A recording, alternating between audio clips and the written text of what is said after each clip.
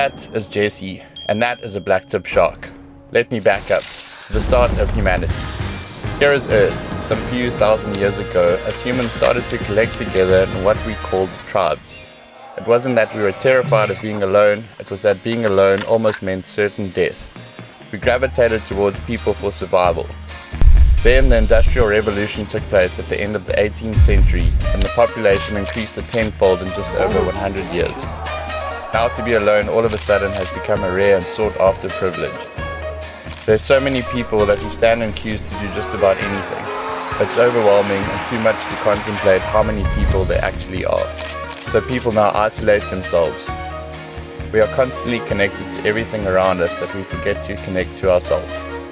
So I've met up with my friend Jessie. She's a yoga instructor, free diver, holistic health practitioner, traveler, and a bit of a lone wolfess. We met in Durban to chat about how to be alone. If you don't know who I am, then let me explain. This is a weekly vlog-like show where each week's episode is not about me, but about a particular person and an idea. Each week I meet someone new, I interview that person, we uncover a core value that person believes, find the golden nuggets of insight from our conversation, and then proceed to make a film. We introduce an idea in the beginning, and at the end of each film, that main character challenges someone else to make a film with me within 1 week. This will hopefully create a blockchain of multiple stories and ideas that I then get to share with you.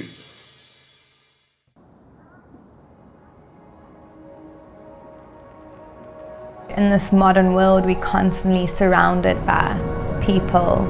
We're constantly surrounded by movements.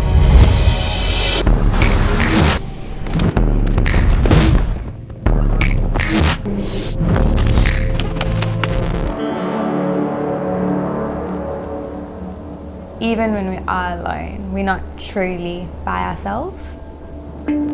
It's hard to find stillness within that movement. When you allow yourself to be truly alone, you dive into the depths of your soul. You start to explore the unknown. You start to reach a place of complete stillness. Freediving for me is a form of escapism.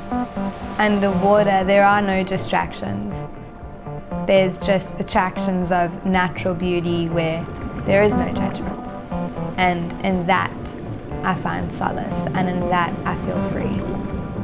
I feel renewed, in a sense. Every time I'm underwater, I learn something new. You've never come up with nothing. You've come up with a sense of respect because our world has so much to give us, and our ecosystem is working without us even knowing. It's just something to be in such awe of.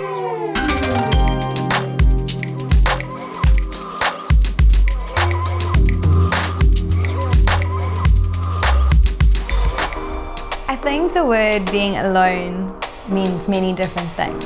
You can look at it as seeking refuge. We all need time out of our day to stop, to breathe, to listen, to let your senses feel.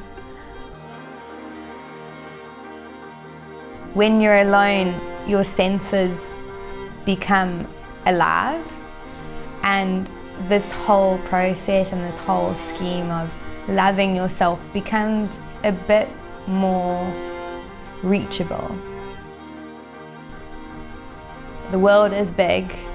It can be intimidating and it can be scary, but I know the universe has a plan for all of us, no matter where we are, if we're traveling around the world by ourselves or we're sitting on our couch. So I never fear the unknown because I think my destination was planned before I even stepped one foot on this earth. Facing these fears or difficulties that we would have liked to avoid it is when you dig deep and you dig down, you start to find your authentic truth and you start to hear that voice that's inside of all of us. And that voice will make us whole if we listen to it. Bear in mind, I make these films and edit them in 1 week. I like to make films about people and the ideas they hold. And thanks for watching.